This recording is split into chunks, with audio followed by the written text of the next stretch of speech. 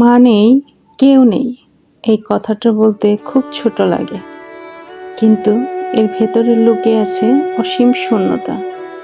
পৃথিবীতে অনেক মানুষ থাকে, অনেক শব্দ থাকে, অনেক ভিড় থাকে, তবুও মাকে হারানোর পর মনে হয় যেন চারপাশটা হঠাৎ করে একেবারেই নীরব হয়ে যায়। মা থাকলে ঘরে ফিরতে দেরি হলেই মা চিন্তা করে, দরজার দিকে তাকিয়ে থাকতো, জিজ্ঞেস করতো, খেয়েছিস?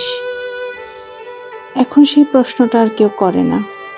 ভাতের থালাটা হয়তোবা টেবিলে পড়ে থাকে, হয়তোবা খাবারটাও খায়, কিন্তু মায়ের দেয়া ভাতের থালাটার যে স্বাদ কোথায় যেন হারিয়ে গেছে। কারণ মা শুধু রান্না করতো না, সে তার ভালোবাসাটা মিশিয়ে দিত প্রতিটি খাবারে। মা নেই মানে শুধু একজন মানুষ নেই, এমনটা কিন্তু নয়। মা নেই মানে একটা আশ্রয় নেই। কষ্ট হলে যার কোলে মাথা রেখে একটু শান্তি পাওয়া যেত, সেই জায়গাটাই নেই। পৃথিবীতে যত বড়ই হোক, মায়ের মতো নিরাপদ আশ্রয় আর কোথাও নেই। অনেক সময় মনে হয়, যদি আরো একবার মাকে ডাকতে পারতাম, যদি আর একবার বলতে পারতাম, মা তুমি পাশে থাকো। কিন্তু জীবন সবসময় সেই সুযোগ দেয় না। কিছু মানুষ থাকে যাদের আমরা যতদিন পাই ততদিন বুঝতেই পারি না তারা আমাদের জীবনের কত বড় আশীর্বাদ। আজ যখন মা নেই, তখন বুঝি মায়ের ভালোবাসা ছিল সবচেয়ে নিঃস্বার্থ, সবচেয়ে চিরন্তন সত্য। মায়ের ভালোবাসার মতো আর পৃথিবীতে কোনো কিছুই ভালোবাসা নেই। এখন যখন আকাশের দিকে তাকাই, মনে হয় মা হয়তো কোথাও থেকে দেখছে, দোয়া করছে যেন আমি ভালো থাকি। যাদের মা এখনো আছে তাদেরকে বলছি, মাকে সময় দাও, মাকে ভালোবাসা দেখাও। মাকে তুমি কতটা ভালোবাসো সেটা মাকে একবার হলেও বোঝাও। হয়তোবা আমরা অন্তর থেকে মাকে প্রত্যেককেই ভালোবাসি, কিন্তু বোঝানোটাও দরকার। শুধু মনের ভেতর ভালোবাসাটা লুকিয়ে রাখলেই হবে? বোঝাতেও তো হবে, তাই না? মাকে হারানোর পরই আমরা সত্যিকার অর্থেই বুঝতে পারি তার মূল্য কত। কিন্তু মা থাকতে কখনো মুখ ফুটে মাকে বলাই হয়নি, মা আমি তোমাকে খুব ভালোবাসি। যদি একটাবার এই কথাটি বলতাম মাকে জড়িয়ে ধরে, মা কি যে খুশি হতো সেটা এখন আমি অনুভব করতে পারি।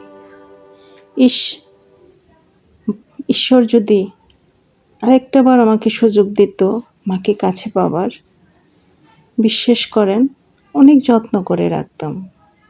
কখনো রাগ দেখাতাম না, কখনো নিজের কষ্টটাকে মাকে বুঝতে দিতাম না। এমনও দিন গেছে একটু কষ্ট পেলেই মায়ের সাথে রাগ করতাম। সেই দিনগুলি খুব মিস করি।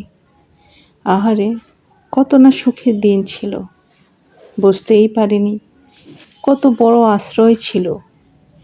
এত বড় পৃথিবী, এত জায়গা, এত মানুষ, এত ভিড়, কই সেই ব্যক্তিটাকে তো আর দেখতে পাই না। অনুভব করতে পারি, চোখে দেখতে পারি না। এখন একবার নয়, 1000 বার মনে হয় মাকে কাছে পেলে জড়িয়ে ধরে বলতাম, মা তুমি কেমন আছো? তুমি কি খেতে পছন্দ করো? আচ্ছা চলো তোমাকে শপিংয়ে নিয়ে যাই। মা তো কখনো শপিংয়ে যেতই না। যা মন থেকে নিয়ে দিতাম সেটাই যেন তার কাছে অমূল্য সম্পদ হতো। আর হাসি দিয়ে বলতো, কিরে দাম বেশি দিয়ে এনেছিস? আমার জন্য এত দামি না আনলেও পারতি। তুই কি এনেছিস? দেখা দেখা ব্যাগে তোর জন্য কিছু আনছিস কিনা। ব্যাগ খোলা আগে আমার জিনিসটা দেখবে, তারপরে না মা নিজের জিনিসটা নেবে। যদি ভুলে কখনো নিজের জন্য না এনে মায়ের জন্য কিছু আনতাম, মা সে কি অভিমান করতো, আমার তো এখন কিছু লাগবে না, তুই কেন আনিস না? আমি তো বাহিরে যাই না, তুই তো বাহিরে যাস। তোর ভালো ভালো জিনিস দরকার। কি অদ্ভুত না, সে সময়গুলো বুঝতেই পারিনি মা এতটা দামি, এতটা মানে অমূল্য ধন। কিন্তু এখন মাকে হারিয়ে পদে পদে খুব মিস করছি মাকে। ইস মা, এখন যে আমার কত কষ্ট, সেগুলো তো শেয়ার করতে পারি না। তুমি থাকলে তোমার পায়ের নিচে বসে থাকতাম, তুমি আমাকে একটু হাত বুলিয়ে দিতে, ওটাই তো আমার শান্তির জায়গা ছিল। কিন্তু সেটাই তো হারিয়ে ফেলেছি মা। আমি যে খুব অভাগী, সময়ের কাজ আমি সময় করতে পারিনি,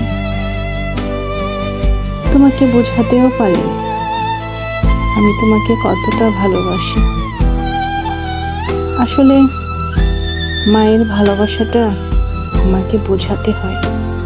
আমরা বলি মন থেকে তো মাকে ঠিকই ভালোবাসি, না না, মাকে কিছু বোঝাতেও হয়, মাকে মনে শান্তি দিতে হয়, তবেই আমি শান্তি পাব। মা নেই, কিন্তু মায়ের স্মৃতি আছে, মায়ের শেখানো ভালোবাসা আছে, আর সেই ভালোবাসাই হয়তো আমাকে আজও বাঁচিয়ে রাখে, আমাকে ভালো থাকে সাহায্য করতে। দূর থেকে মা অবশ্যই আমাকে দেখছে আর বলছে, নিজের খেয়াল রাখবি, সাবধানে থাকবি।